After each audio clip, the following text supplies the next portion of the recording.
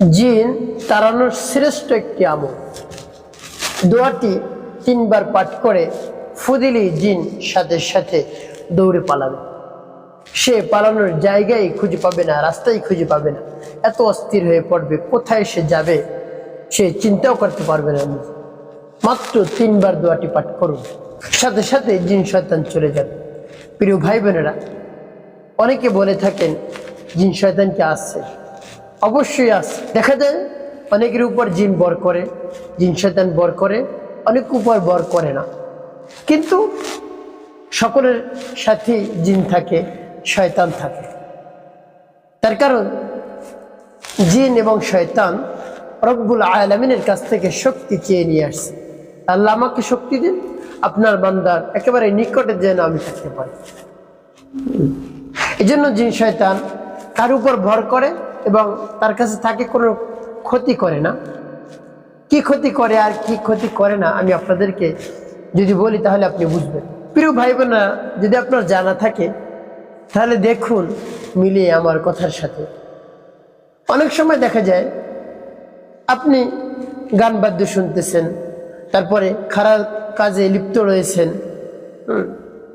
আপনার ভালো লাগে। যদি কেহ ওই সময় নামাজে ডাকে আপনাকে, যে আজান দিয়েছে নামাজ পড়তে যাই, তখন আপনার মনের মধ্যে কি বলে যে না, এখন যাওয়া যাবে না, আমি আগে গান বাদ্য শুনি। বা আপনি ঘুমিয়ে আছেন, আজান দিয়েছে, আপনার কি উঠতে মন চায় ঘুম থেকে? আপনি একটু মিলিয়ে দেখুন না। ফজর আজান দিয়েছে, আপনি শীতের দিনে ঘুমিয়ে আছেন, আপনার কি উঠতে মন চায়?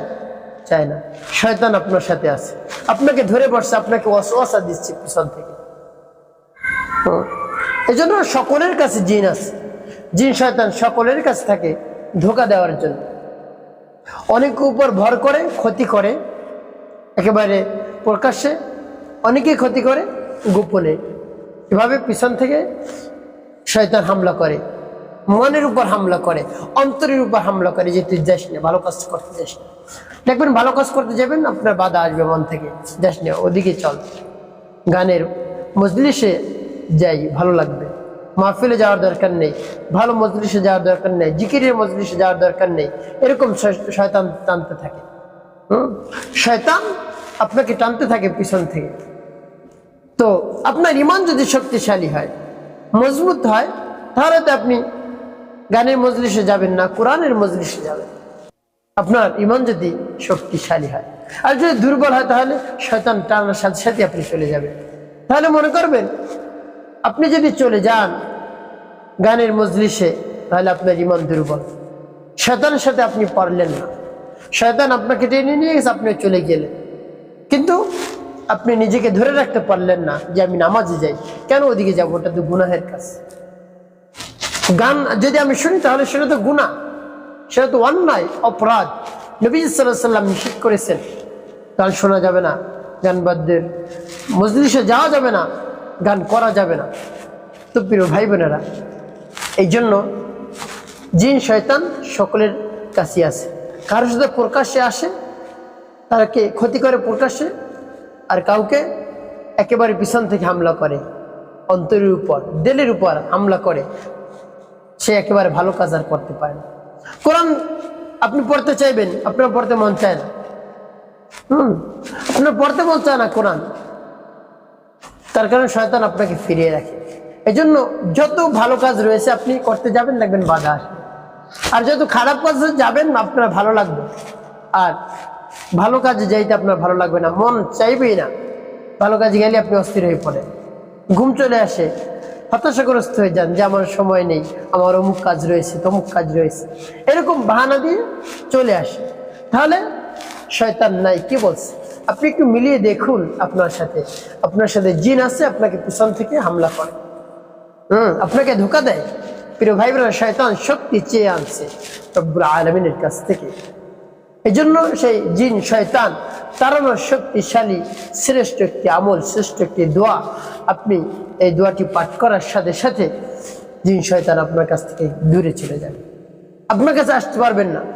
আপনি আমলটি করুন, দেখবেন আস্তে আস্তে আপনার মন ঠিক হয়ে গেছে। আপনার নামাজ পড়তে ভালো লাগে, রোজা রাখতে ভালো লাগে, কোরআন তেলাওয়াত করতে ভালো লাগে, জিকির করতে ভালো লাগে। আপনার মন তো একেবারে পাথরের মতো হয়ে গিয়েছে, শক্ত হয়ে গিয়েছে, আপনার মন নরম নেই। এই জন্য আপনার মনকে আস্তে আস্তে কি করতে হবে? নরম করতে হবে। আপনি আমল করুন আর চেষ্টা চালিয়ে যান, যে নামাজ পড়ার জন্য চেষ্টা চালিয়ে যান, জিকির করার জন্য চেষ্টা চালিয়ে যান, কোরআন পড়ার জন্য চেষ্টা চালিয়ে যান। দেখবেন আস্তে আস্তে আপনার দিল ঠিক হয়ে গেছে। আর যখনই আপনার দিল ঠিক হবে তখন বুঝবেন কি স্বাদ এই ইবাদত করার মধ্যে, নামাজ পড়ার মধ্যে কত স্বাদ, কি মজা, তারপরে জিকির করার মধ্যে কি মজা, কি স্বাদ আপনি অনুভব করতে পারবেন। আপনি আর কোনোদিন খারাপ পথে যাবেন না। এই জন্য শয়তানকে ফিরাতে হবে, শয়তানের সাথে আপনাকে যুদ্ধ ঘোষণা করতে হবে। আপনার মন চায় খারাপ কাজ করতে যেতে, আপনি যাবেন, আপনি ভালো কাজ করতে যাবেন।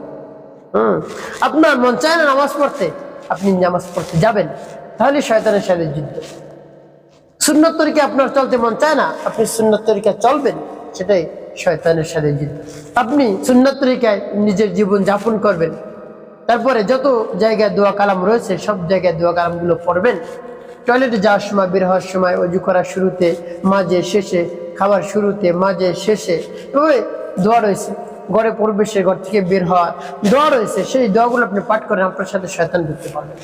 এখন বলতে পারেন হুজুর এগুলোতে পারি না, আপনাকে জানতে হবে অবশ্যই। তার কারণ দোয়ার বরকত রয়েছে।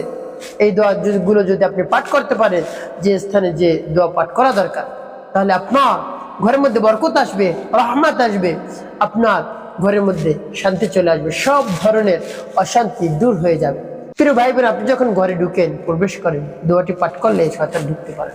আর যখন আপনি দোয়াটি না পাঠ করে ঢুকে যাবেন, তখন আপনার সাথে শয়তান যায়, ঘরের মধ্যে এলোমেলো হয়ে যায়, ঝগড়া ঝাঁটি, মনোমালিন্য, তারপরে যত ধরনের সমস্যা আছে সব সমস্যা শুরু হয়ে যায়, অশান্তি লেগেই থাকে ঘরের মধ্যে। আর আপনি যদি দোয়া পড়ে যান, আপনার সাথে ফেরেশতা যাবে, আপনার সাথে শয়তান আর যেতে পারবে না। শয়তান ওখানে বসে নিজেকে নিজে মাথার চুল ছিঁড়ে বেরিয়ে একেবারে শেষ করে দেয়, যে আমি কেন ঘরে ঢুকতে পারলাম না। আপনি যদি দোয়া পাঠ করেন, এতই শক্তি রেখেছেন। এই জন্য দোয়া পাঠ করার কথা নবী সাল্লাল্লাহু আলাইহি ওয়াসাল্লাম বলেছেন যে সব জায়গায় যে যে স্থানে দোয়া পড়া দরকার সে স্থানে দোয়া পাঠ করো। প্রিয় ভাই বোনেরা, তাহলে রহমত আসবে, বরকত আসবে। নবীর সুন্নতের মধ্যে রয়েছে রহমত, বরকত, অনেক কিছু নিহিত রয়েছে সুন্নতের মধ্যে। এই জন্য সুন্নত তরিকায় জীবন যাপন করো। তো প্রিয় ভাই বোনেরা, জিন, ভূত, শয়তান অবশ্যই রয়েছে। আপনাকে শয়তান, জিন পিছন থেকে হামলা করে, ধোঁকা দেয়, ভালো কাজ করতে দিতে চায় না। এই জন্য শয়তানের সাথে যুদ্ধ ঘোষণা করতে হবে। আমার নামাজ পড়তে মন চায় না, নামাজ পড়বো। কোরআন তেলাওয়াত করতে মন চায় না, কোরআন তেলাওয়াত করবো। রোজা রাখতে মন চায় না, আমি রোজা রাখবো। জিকির করতে মন চায় না, আমি জিকির করবো। তাহলে শয়তানের সাথে সেটা হবে যুদ্ধ। এই জন্য শয়তানের সাথে যুদ্ধের ঘোষণা দিয়ে, প্রিয় ভাই বোনেরা, আমি শুরুতেই বলছি জিন তাড়ানোর শ্রেষ্ঠ একটি আমল, শ্রেষ্ঠ একটি দোয়া 3 বার মাত্র পাঠ করুন, একেবারে দূর দূর হয়ে পালিয়ে যাবে, আপনার দিকে ফিরিয়ে তাকাতে পারবে না, আপনার কাছে আসতে পারবে না। প্রিয় ভাই বোনেরা, আমলটি কখন কিভাবে করবেন, কোন নিয়মে করবেন, আমলটি করে কিভাবে আপনি উপকৃত হবেন, আমি শুরু থেকে আপনাদেরকে শেষ পর্যন্ত বলে দিচ্ছি। প্রিয় ভাই বোনেরা, একটি অনুরোধ থাকবে, যখন আপনি আমলটি করবেন ভিডিওটি না টেনে না কেটে দেখবেন, তাহলে সঠিক নিয়মে আপনি আমলটি করতে পারবেন। আর যদি কেটে কেটে দেখেন, টেনে টেনে দেখেন, তাহলে অনেক জায়গায় বাদ পড়ে যাবে, আপনি সঠিক নিয়মে আমলটি করতে পারবেন না। আর যখনই সঠিক নিয়মে আমলটি করতে পারবেন না, তখন আপনি কেমন করে উপকৃত হবেন? এই জন্য শুরু থেকে শেষ পর্যন্ত দেখুন। প্রিয় ভাই বোনেরা, আমলটি করার পূর্বে আপনি কি করবেন? উত্তম রূপ ওযু করবেন। উত্তম রূপ ওযু করে পবিত্রতা অর্জন করে পবিত্র স্থানে বসবেন। তারপরে আপনার জীবনের সমস্ত গুনার কথা স্মরণ করে ক্ষমা প্রার্থনা করবেন। আস্তাগফিরুল্লাহ, আস্তাগফিরুল্লাহ, আস্তাগফিরুল্লাহ, বা পূর্ণ ইস্তিগফারটি আপনি পাঠ করতে পারেন। আস্তাগফিরুল্লাহ রাব্বি মিন কুল্লি যামবি ওয়া আতুবু ইলাইহি লা হাওলা ওয়া লা কুওয়াতা ইল্লা বিল্লাহিল আলিয়্যিল আযীম। এভাবে যখন ইস্তিগফার পাঠ করা হয়ে যাবে 3 বার, তারপরে নবীজি সাল্লাল্লাহু আলাইহি ওয়াসাল্লামের মুহাব্বত নিয়ে, ভালোবাসা নিয়ে 3 বার দুরূদ শরীফ সাল্লাল্লাহু আলাইহি ওয়াসাল্লাম, সাল্লাল্লাহু আলাইহি ওয়াসাল্লাম, সাল্লাল্লাহু আলাইহি ওয়াসাল্লাম। প্রিয় ভাই বোনেরা, এই দুরূদ শরীফ পাঠ করার সাথে সাথে রহমত চলে আসে, 10টি রহমত নাজিল হয়। সুবহানাল্লাহ। এই জন্য সব কাজের শুরুতে আপনি দুরূদ শরীফ পাঠ করবেন, বিসমিল্লাহর পর আপনি দুরূদ শরীফ পাঠ করবেন। প্রিয় ভাই বোনেরা, সেই কাজ অনেক সহজ হয়ে যায়, সেই কাজ দ্রুত রব্বুল আলামিন কবুল করে নেন, সেই আমল কবুল করে নেন। তো প্রিয় ভাই বোনেরা, এভাবে ইস্তেগফার দুরূদ শরীফ পাঠ করা হলে তারপর সেই দোয়াটি পাঠ করবেন। সেই দোয়াটি আপনি যখন পাঠ করবেন তখন মনে মনে নিয়ত করবেন এবং রব্বুল আলামিনের কাছে বলবেন, হে আল্লাহ, আমার সাথে যে জিন শয়তান রয়েছে সেই জিন শয়তান তাড়ানোর জন্য আমি এই আমলটি করতেছি, এই দোয়াটি পাঠ করতেছি। সেই জিন শয়তান থেকে আমাকে মুক্তি দান করুন, জিন শয়তান থেকে আমাকে রক্ষা করুন। আমি তো একেবারে খারাপ পথে চলে যাচ্ছি, শয়তানের পথে চলে যাচ্ছি। শয়তান যে পথে আমাকে নিয়ে যায় সেই পথে আমি যাই, আমার বেরো নাশ করে ফেলছে শয়তান, শয়তানের দিকে আমি চলে যাচ্ছি। আপনি শয়তানের হাত থেকে আমাকে রক্ষা করুন। প্রিয় ভাই বোনেরা, শয়তান কিন্তু শক্তি নিয়ে আসছে রব্বুল আলামিনের কাছ থেকে। হে আল্লাহ, আমাকে শক্তি দান করে আপনার বান্দার একেবারে কাছে কাছে জানিয়ে যেতে পারে। এই জন্য তাকে শক্তি দিয়েছে, একেবারে কাছে গিয়ে তাকে ধোঁকা দিতে পারে, একেবারে সে বিপথে চলে যায়। তো প্রিয় ভাই বোনেরা, এভাবে রব্বুল আলামিনের কাছে বলবেন, আল্লাহ, শয়তান থেকে আমাকে মুক্তি দান করুন।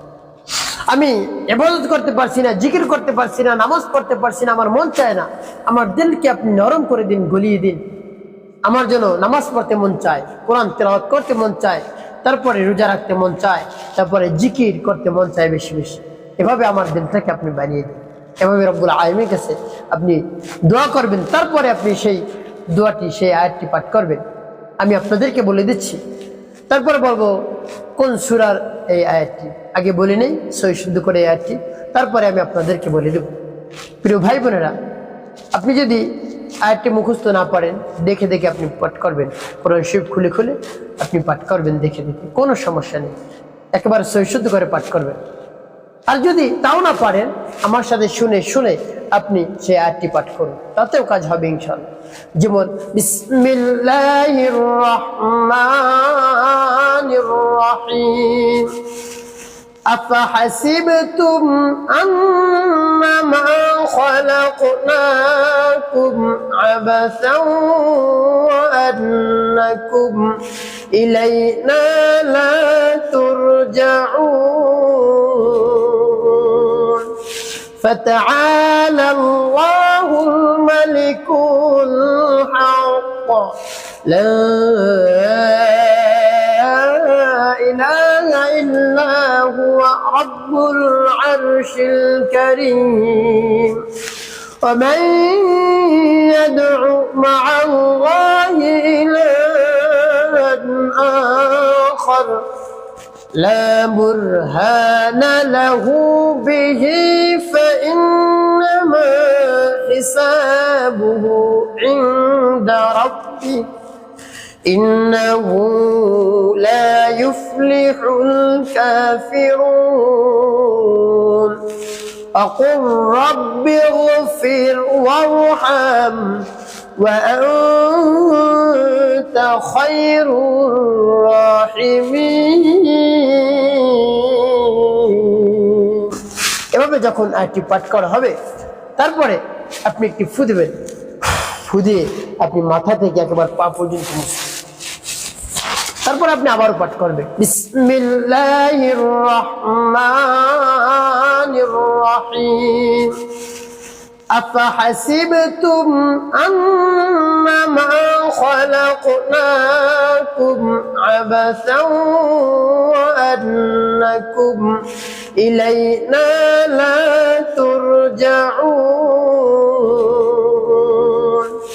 فتعالى الله الملك الحق لا